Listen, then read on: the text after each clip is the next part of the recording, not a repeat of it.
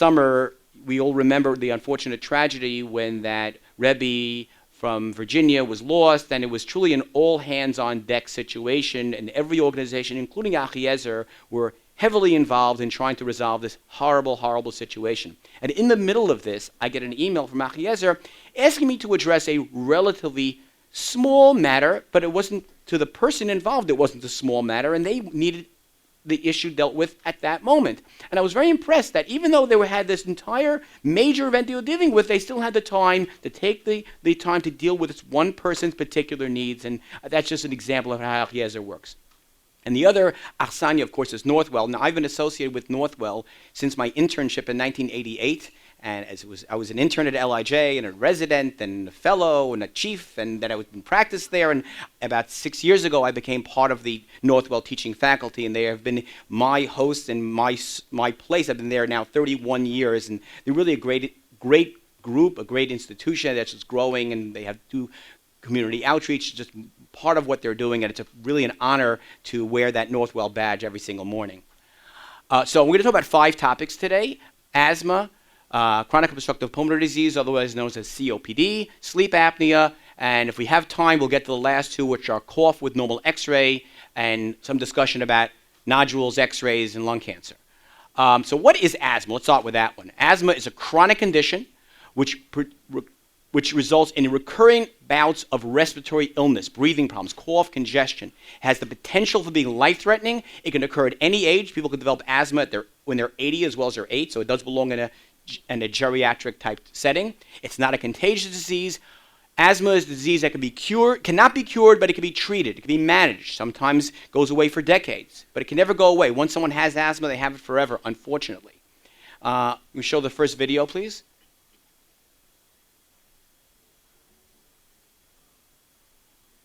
Okay. When you're not having asthma symptoms, your airways are clear. Okay, that ended a little too fast. Okay, let's try that again. When you're not having asthma symptoms, your airways are clear. Air can easily flow in and out of your lungs. When an asthma attack begins, the smooth muscles around the outside of the tubes may tighten. The airways, or bronchial tubes in the lungs, become inflamed and swollen. This makes it difficult for air to pass through the opening. The mucous membrane lining in the tubes begins to produce thick mucus, which builds up and further blocks the airways. This tightened airway may result in a wheezing sound and shortness of breath. Signs and symptoms of an asthma attack.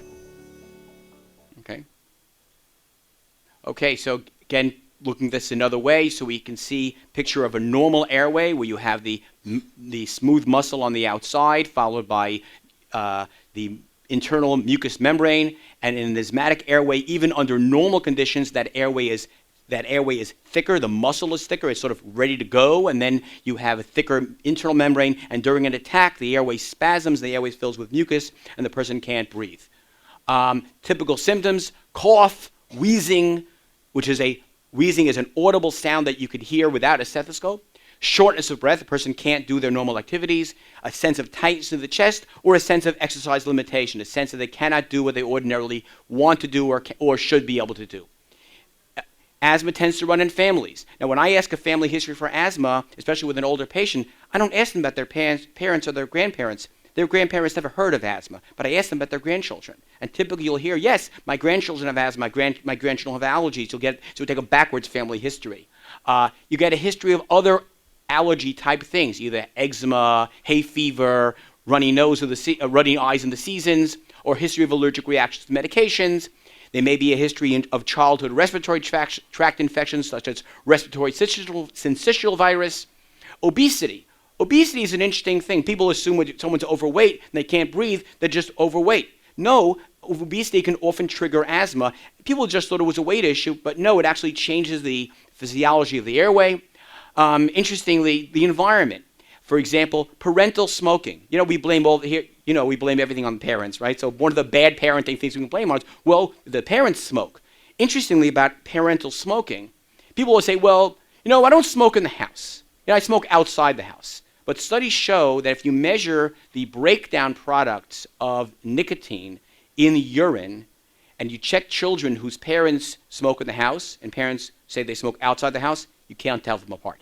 So parental smoking is bad whether they smoke in the house, out of the house, outside of the fact that it's setting a bad example. So this is a typical example of imagine living over a highway. This is actually, we've all seen this. This is the highway that takes you across Manhattan to the George Washington Bridge. I don't know specifically about the people who live in those apartments, but I could just imagine that it's not a great place for breathing. Actually, I had a look at this building, and you can see as you go higher, the lower floors are all covered in gray, and they get higher, it actually gets white. So I definitely had to live there. I'd want to live higher up. Now, there are two kinds of asthma, what is called extrinsic asthma or type 1 asthma, or intrinsic asthma or type 2 asthma, and people can have elements of both of these, that they're not exclusive. Both of these mechanisms can apply in an individual patient. So extrinsic asthma, you would think the term extrinsic means it's coming from the outside, like an allergy, but that's actually the reverse. Extrinsic asthma is non-allergic asthma, asthma that's triggered by irritation, dusts, fumes, smells, cleaning products. Typical story. Person says they get asthma when they go in the shower. What's the story? You know what happens. You clean the shower with bleach or Ajax, whatever, and the person goes in the next time. The air is now filled with chlorine gas, so all of a sudden they can't breathe. Or the Windex or Fantastic that's being sprayed in the house. This is not allergic. One huge factor involved in extrinsic asthma is stress. Emotional stress, physical stress, and there's an enormous tie to this. As opposed to what's called intrinsic or allergic asthma. People who have asthma that's typically seasonal, or they also have a history of hay fever or allergic rhinitis or other things like this. And what's unique about these patients, you can find stuff in their blood. You can find certain particular kinds of white blood cells or antibodies, either a general level of what we refer to as IgE or specific IgE, which I'll get to in a moment. So this is the eosinophil. It's not actually, EO means red. It's actually not red. It just has, when you stain blood, those are red, the smaller ones are red cells, and that one's a white cell. And when you stain it, you see these granules. Now those granules are loaded with various chemicals that trigger asthma, such as histamine, and they're just waiting for the right trigger. So if a person has a high level of eosinophils in their blood, they are a person who might identifiably have asthma, among other things.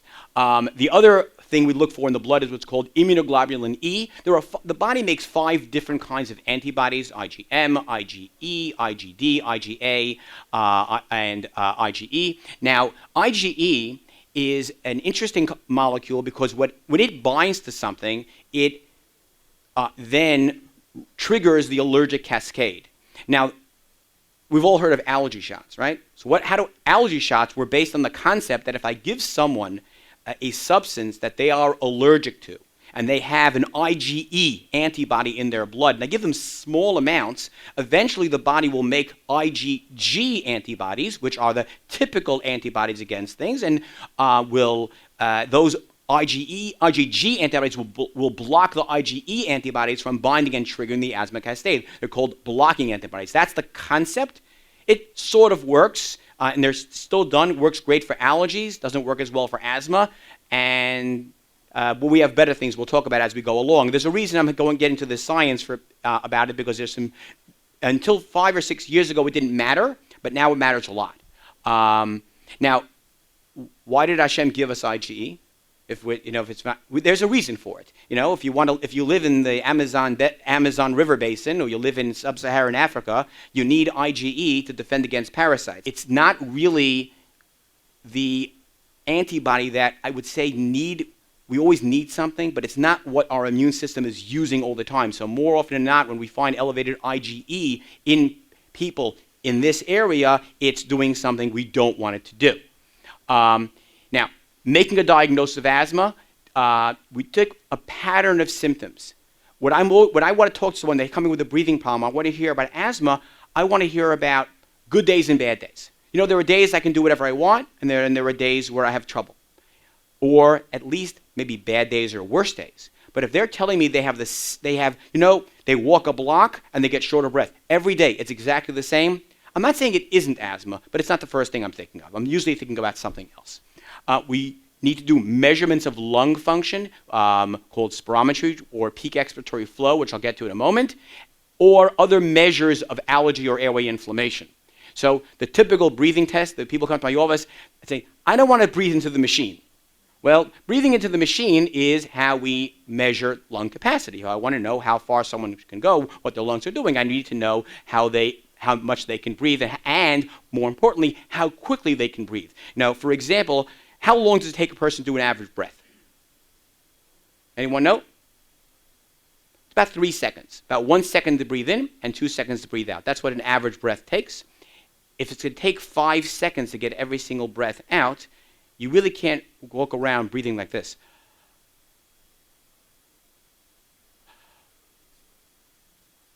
It's not very practical. So the air that you can move quickly is the air that you can use.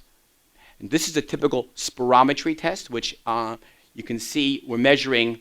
This is breath coming out over time, and we then do some mathematics, and we get this graph. And the graph, you just look at it by inspection. That's what a normal test looks like, and that's what a blocked test looks like. It's called scooped out. You can just look at it and say that it's abnormal.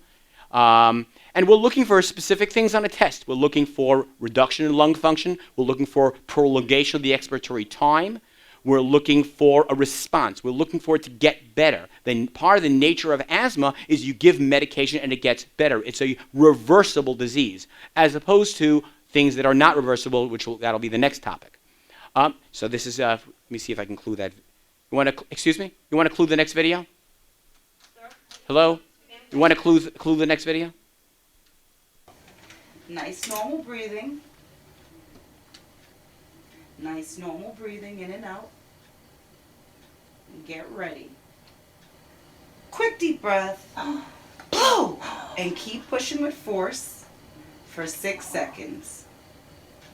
Take a really big deep breath in, full breath in. Good. Relax.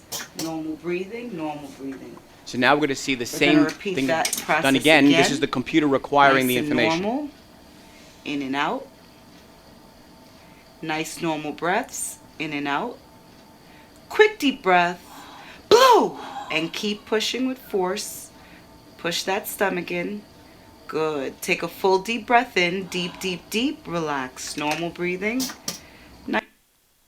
And that's what the output of the device looks like, and that's how one can measure this. Now, that's not very practical to take home, and asthma by nature is a condition that is intermittent. So what if someone comes to the office and their breathing test is fine, as it often is? So we want to use something to monitor them. So this is called a peak flow meter, which basically is a handheld version of the same test.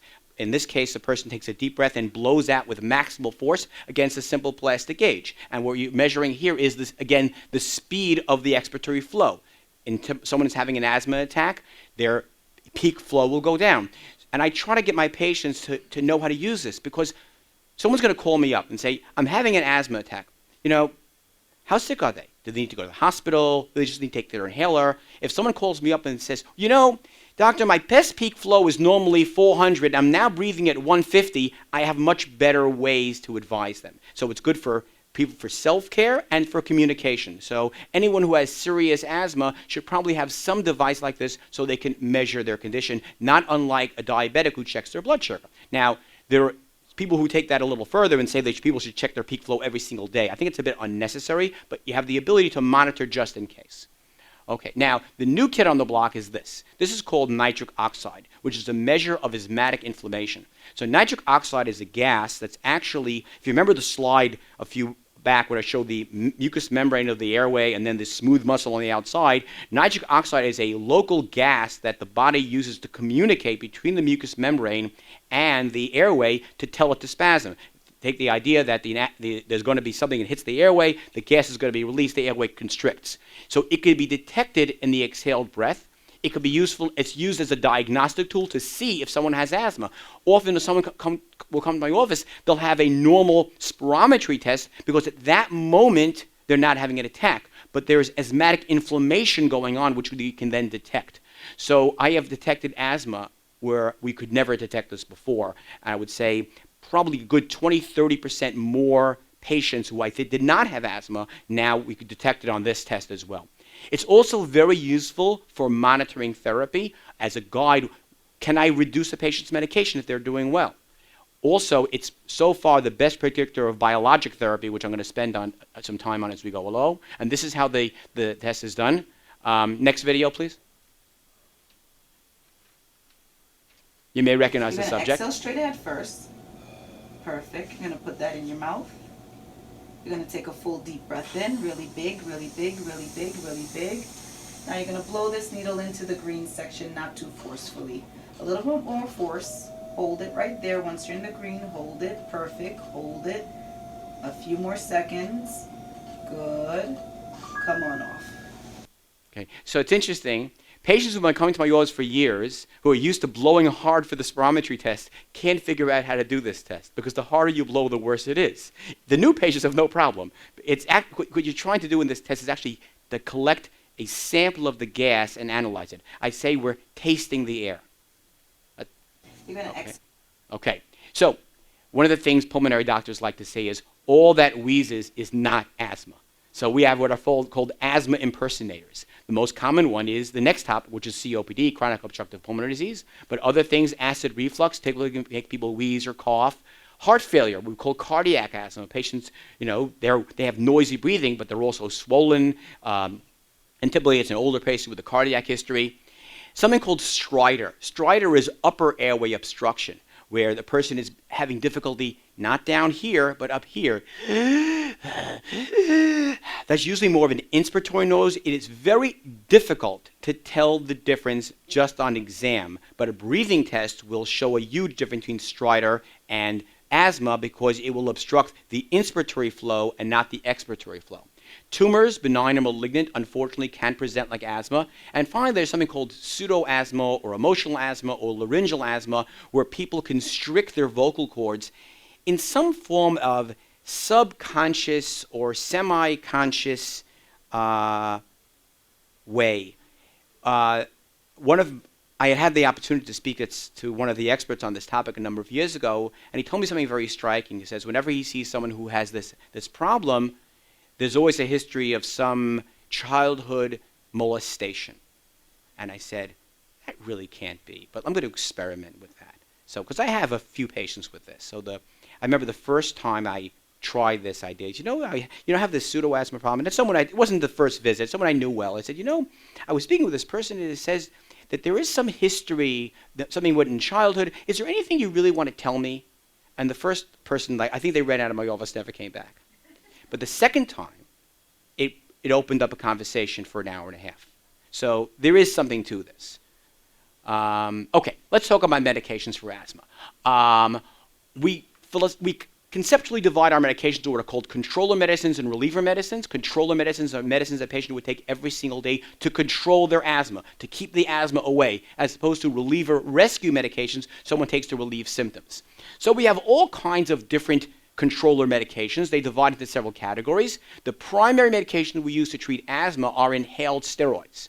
And the variety of them, the other medications we use are long-acting airway dilators, of which there are two different types. There are ones that are called beta drugs and the anticholinergic drugs.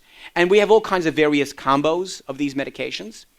And while these are the same medications that we will also use for COPD, the order in which the medications are used are different, because the cornerstone medications for asthma are these, the inhaled steroids. Now, everyone hears the word steroids and they get scared. They say, oh my, how can I take steroids? They're going to make my bones weak. I get cataracts or glaucoma. And you're right, no one wants to take a medication they don't need. But if the balance in the other end of the scale is this, oral steroids, prednisone, oral steroids, then inhaled steroids are a godsend. Because inhaled steroids, first of all, they're given by inhalation, not orally. So the amount of body exposure is much smaller. The doses are measured in micrograms, not milligrams. So we're talking about 100-fold less dosing. And the level of side effects, if a person takes oral steroids for long enough, they will get side effects. They will gain weight. They will get bone loss. They will get cataracts. With inhaled steroids, it's It might happen if you take it for a long time, maybe 15 or 20 years. Short-term inhaled steroids are probably among the safest medications we can give, except for perhaps some oral thrush, which is a yeast infection in the mouth, which looks ugly but isn't serious, or perhaps some change in voice, which is reversible. They're pretty safe as medications go. No medications are perfect, but they're pretty good. Now the new kid on the block, biologic therapy. So biologic therapy, when we talked about, and these work specifically for intrinsic asthma, because this is why that differentiation between intrinsic and extrinsic asthma is so important. So this, I don't want to go into this slide in too much detail, but this is an overview of the interplay between various cells in the immune system that trigger the asthma cascade. And there are a variety of different chemical mediators that are made by the body to communicate between these cells. And we have various different antibodies that we can make against those proteins. Like, for example, this is one called IL-5. There's another one called IL-4. And there's another one over. This is the IgE antibody. So we have these different biologic drugs to basically deplete the body of these chemical messengers and block asthma at a very fundamental cascade. So here's the example you might look at. And this is, by the way, a trend in medicine in general. So I'm looking at my window, and there are 50 trees over there, and I want to knock that one tree down. So what can I do? I can knock all 50 trees down, but I can have a lot of collateral damage, or I can have I can aim very specifically and knock one tree down with one shot. The problem is my aim is slightly off. I'm not going to succeed. That's how biologics work.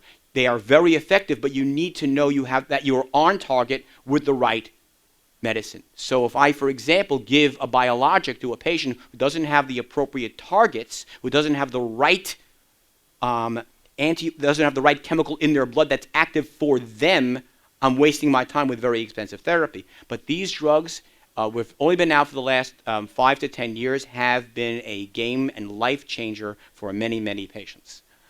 Now, reliever medications are basically those familiar L-shaped inhalers that people take, or nebulizer form, or taking oral steroids. Now, when it comes to medications, everyone knows how to take pills most of the time. Pills are easy. Inhalers are difficult. And especially when you change medications, you're almost always changing a gadget. And if you don't understand how to use the medications, they're going to be worse than useless. And unfortunately, there is very little uniformity in the gadgets that are out there, and that's the current version, and there are more coming. A lot of this had to do with a particular issue having to do with Freon. So it used to be that all inhalers came in the standard L-shaped respiratory inhaler that most people are familiar with, and they were powered by Freon. But we know Freon is bad for the environment, although only about 1/4% of the Freon was being made for inhalers. It was being made for air conditioning and refrigeration. But it's not legal to make Freon anymore, so they had to come out with Freon-free inhalers. And that's where all these new kids on the block came about. But if you don't take them right, they're kind of useless. If you can want to cue the next video, please.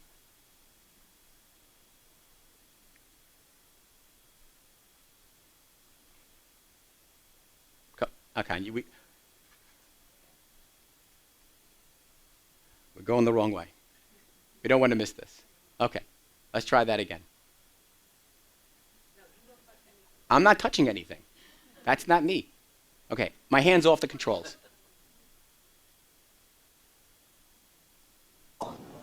Well, sometimes doctors make mistakes. Anna, you have to try twice as hard to fix them. Are you using your inhaler? All the time. Go through one a week. You sure you're using it right? Do I look like an idiot? No. Why don't you show me how your inhaler works?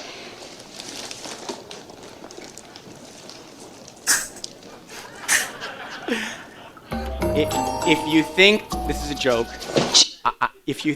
a joke, I am not kidding. I have seen every version of what people are doing. I've seen, and the point of the matter is, inhalers aren't pills, and you have to take the time to understand how they work. one of the challenges that we get, have to deal often with is that sometimes insurance companies demand that we change from inhaler A to inhaler B to inhaler C, and I spent 15 minutes teaching a patient how to use an inhaler in the office, and what they get at the pharmacy is totally different. But such is life. It's one of the challenges we deal with. Okay, so let's move on to the next topic. We're going a little slower than I anticipated, so I may talk a little faster. So this is COPD. We defined asthma as airflow obstruction that was reversible. So COPD by definition it's chronic and not fully reversible. The number one risk factor for COPD is smoking. In this country, 85% of the people with COPD are smokers or former smokers. So this is when I'm going to take my little side trip into smoking cessation. You know, this is a very big fair with a lot of stuff going on. The single most important health intervention that anyone can do for their health is smoking cessation. 40% of people who smoke die earlier than they should because of a smoking-related disease, either COPD or heart disease or cancer or some other problem related to smoking. I heard a great story recently. So there was a man who was receiving the Nobel Prize for having discovered, he's one of the co-discoverers of cancer viruses. This is in the early 70s.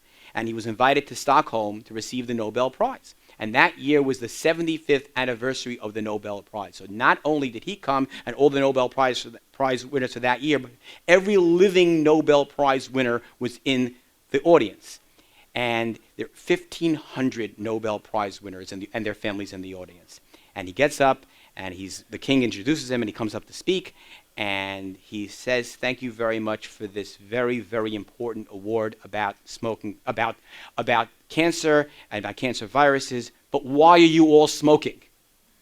You know, and so that's your takeaway. If you take away that from today, it's more important to quit smoking than it is to see the doctor, and leave it at that. So now there are about 15% of patients in the United States who develop COPD from other reasons, either chronic underrecognized asthma, a genetic condition called alpha-1 antitrypsin deficiency. Who here remembers the expression, living in New York is like smoking 2 packs of cigarettes a day? Remember that? So there's some truth to that. There are many patients, particularly older patients, who have COPD, and I really can't say why. They just do. Now, how do we separate asthma from COPD? Well, typical COPD patient will be older, or the onset of symptoms will be older. Asthmatics grow up, asthmatics get older, but the onset is in their 70s. I wouldn't say it can't be asthma, but it's probably not. You know, most COPD patients will not have an allergy history, they'll have a smoking history, and they will have chronic symptoms. I said before, asthma, good days and bad days. For COPD, it's going to be bad days and worse days. Typical symptoms: cough, shortness of breath, and when it's bad, weight loss. Other things they'll report are exacerbations. They get a cold, it goes to their chest, they wheeze, and it doesn't go away, and they're sick for weeks. Now, COPD comprises 3 different and overlapping clinical syndromes. One is an asthmatic-like condition, airway spasm, chronic bronchitis, which is phlegm and mucus production, and the other is emphysema. I like to think of the lung like a tree. Leave the roots out for a second, and you have a trunk, then you have branches, and you have leaves. That's a tree. Right? So the business of the tree takes place of the leaves. That's where the oxygen goes out into the atmosphere. Carbon dioxide comes in, and that's where the fruit is created. That's where the tree lives in its leaves. If you see a tree in the summertime with no leaves, it's dead. In the winter, you can't tell them apart. But during the summertime, that's where the tree is alive. The lung is like that. You have the trachea, you have the bronchi, and you have the air sacs. The air sacs of the lung is where the gas exchange takes place. It's where the lung does its business.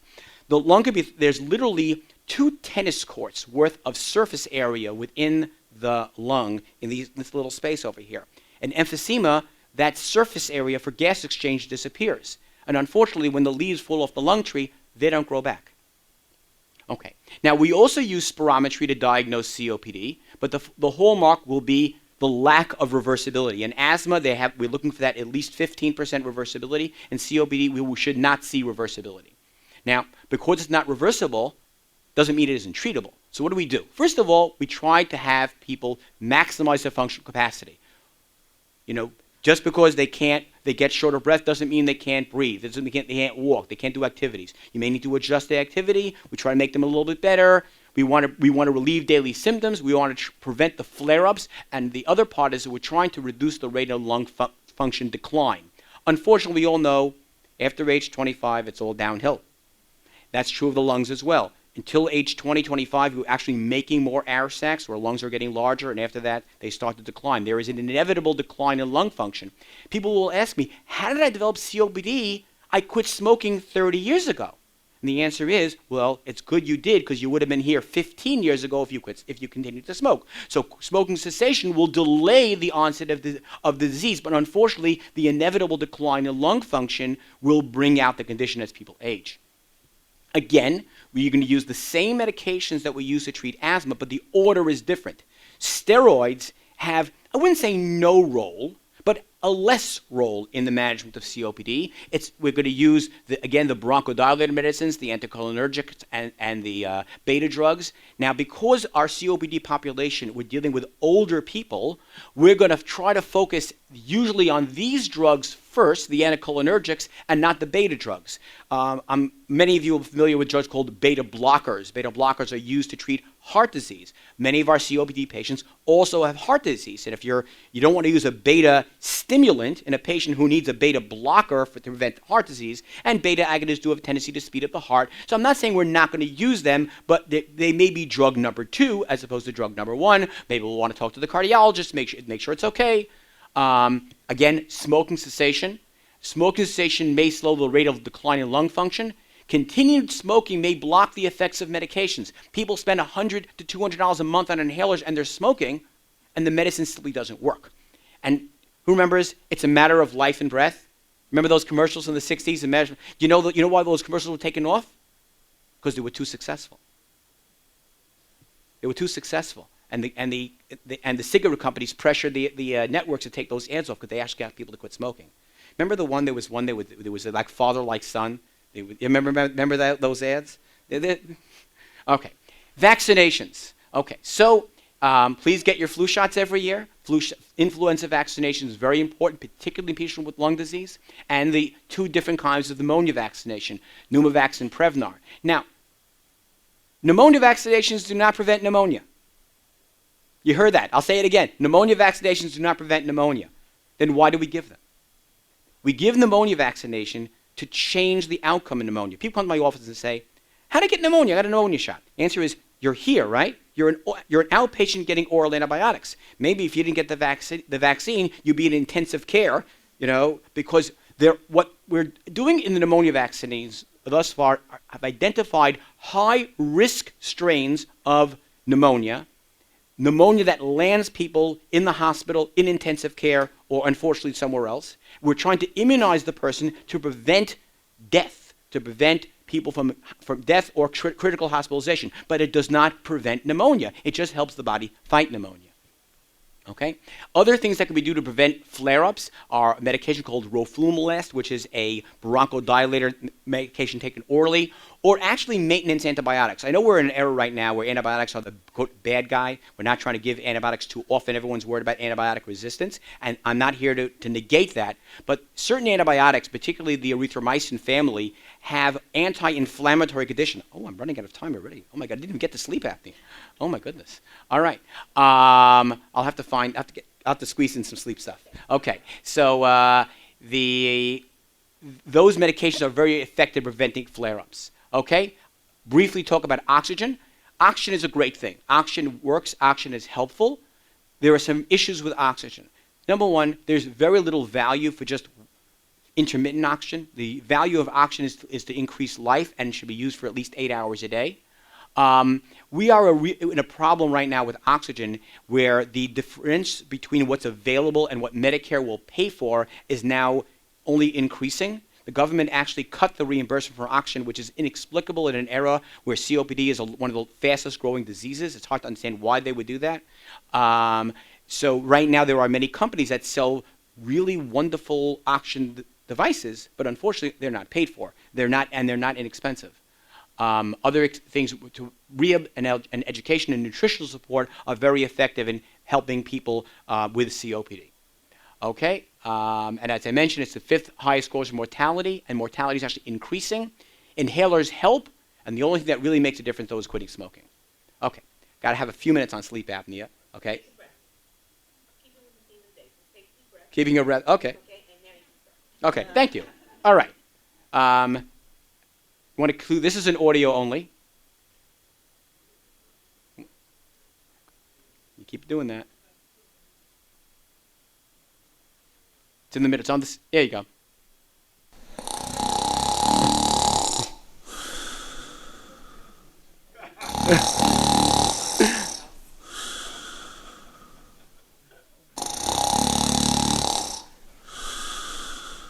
Okay. Good. Okay. Have you heard that sound? All right. You can stop there now. I think we've probably enough. Okay. What is sleep apnea? Sleep apnea is a common condition where people stop breathing at night. The airway, and I mean the airway, mean the upper airway between here and here, because repeatedly blocked, limiting the amount of air that gets to the lungs.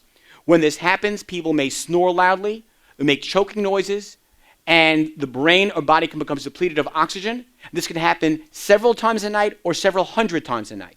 Okay, why is sleep apnea important? Number one, excessive daytime sleepiness. People who have sleep apnea are tired, which leads to not doing well at work, falling asleep driving, falling asleep on their spouse, falling asleep in shul, and it unfortunately keeps bad company. Blood pressure, heart arrhythmias, stroke, heart disease, and it's very, very common. With up to 35 to 40% of men over 40 may have some element of sleep apnea. I guess no one has sleep apnea soon because no one's fallen asleep yet. Okay, so typical history, person falls asleep at work, they get tired when they drive, they'll pull over. I asked people this question. You ever had the following experience? So you're driving on the Long Island Expressway, and you're at exit 35. All of a sudden, you're at exit 42. How did I get here? So that's the typical, people, they don't actually fall asleep, but they sort of zone out. Now, that may not be so bad at 25 miles an hour, but do that at 70 or 75 miles an hour. It only takes us a split second, and unfortunately, tragedies happen. But those are not the only symptoms of sleep apnea. First of all, people might report bad dreams, dreams of being chased, they're drowning. Sometimes they actually say they're not sleeping, but ask their spouse. The spouse says they're sleeping. What do you mean you're not sleeping? You're sleeping the whole night. You're blowing the paint off the house. Their sleep is just so fragmented and disrupted, and they wake up so tired, they said, I didn't sleep all night. Okay. Now, often it's associated with being overweight, sinus problems, acid reflux, blood pressure problems, diabetes, or atrial fibrillation. So we typically see people who have sleep apnea. We assume if they're overweight, they have sleep apnea. If they're thin, they're not, but it's not true. There are plenty of thin people with sleep apnea, plenty of heavy people who don't have sleep apnea. One of the things we look for is the neck circumference. NC-17 is not the movies we don't want our teenagers to see. It's neck circumference of 17 in a man or 16 in a woman. Other things, just thick nose or deviated septum or a broken nose, large tonsils. And this is a score we might use. Let's say, open your mouth. And if you can't see the back of the throat because it's blocked up like this, that will typically ask the question about sleep apnea. We use a scale called the Epworth Scale to rate sleepiness. So I'll ask people a question. How often might you fall asleep sitting and reading or watching TV or sitting quietly after lunch or in a car as a driver? And if you score more than 10 on this score, it indicates a person is sleepy. It's not a questionnaire for sleep apnea. It's a questionnaire for sleepiness. What's the most common cause of sleepiness? Anyone want to guess? Lack of sleep. Lack of sleep. Okay. Who here experienced Hurricane Sandy? We all did. Okay. Now, there were many takeaways from Sandy, but I had the following takeaway. This is what people told me. There was no power. By 7 o'clock, it was pitch dark. By 8 o'clock, everyone went to sleep. Not because sometimes they were bored, but because we've turned night into day with artificial lighting. But in the old days, when it got dark, you went to sleep. That's what animals do. And that's what our bodies are conditioned to do. So we can manage if we're supposed to be getting 9 hours or 10 hours, so we're managing on 7, we think that's normal. 2 minutes. I'm really running out of time. Okay. All right. A couple words on sleep testing. So you can do laboratory testing or home testing. Now, this is a typical picture of a laboratory sleep study. Your person gets wired up in a bed with all these wires in a strange place. It's a great test. I used to spend every month, I would fill out 20 to 30 letters for people who had said, you need a sleep study, and they don't want to go to sleep lab. But this is what you get out of a sleep study. This is the recording from a sleep laboratory: brainwave activity, EKG, chest movement, and you end up with something that looks like this, which is called a hypnogram, which is a screenshot of the night showing episodes of sleep apnea. Here on this latter part of the night, the patient's on treatment, so there's no apnea.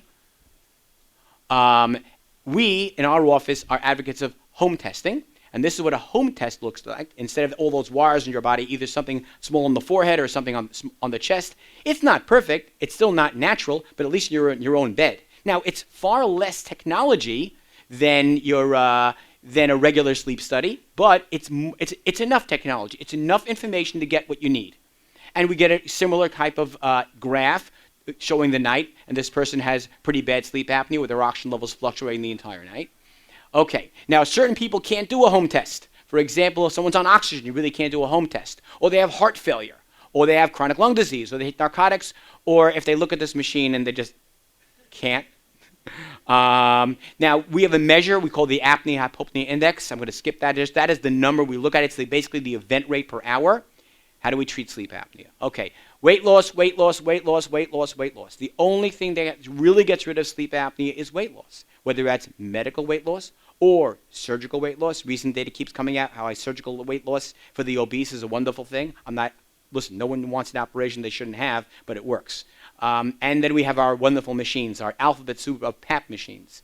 And that's what they look like now. On the left, you'll see the older machine. On the right-hand side, you'll see what a newer machine looks like.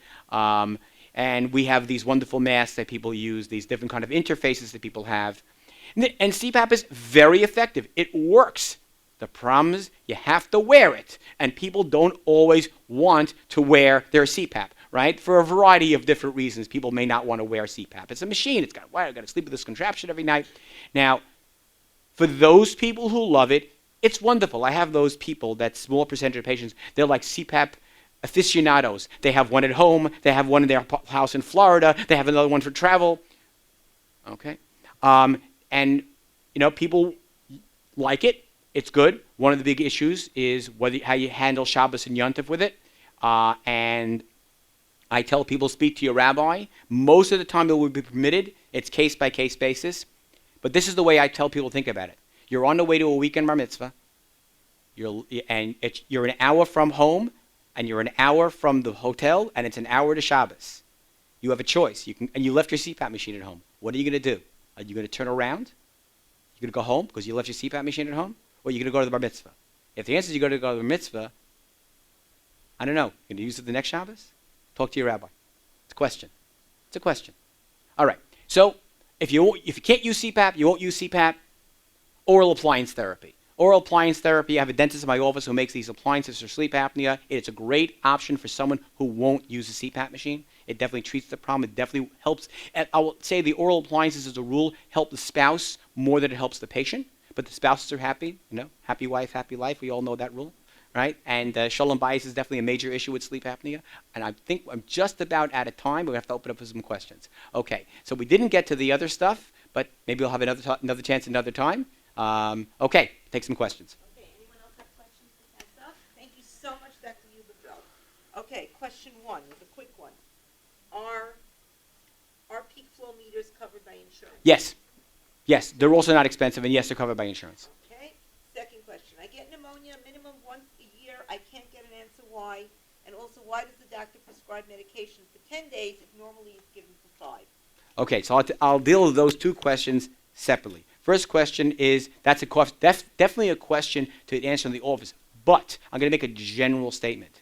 This idea of, I often get the issue of what are called recurring pneumonia. The first question I ask that question is this an X-ray pneumonia diagnosis or a clinical diagnosis? If it's an X-ray diagnosis, that requires review of X-rays, meaning that is it pneumonia in the same location, pneumonia in a different, say in real estate, location, location, location. That is definitely a reason for someone to see a pulmonologist. That's really beyond, that's as far as I'll go in this setting.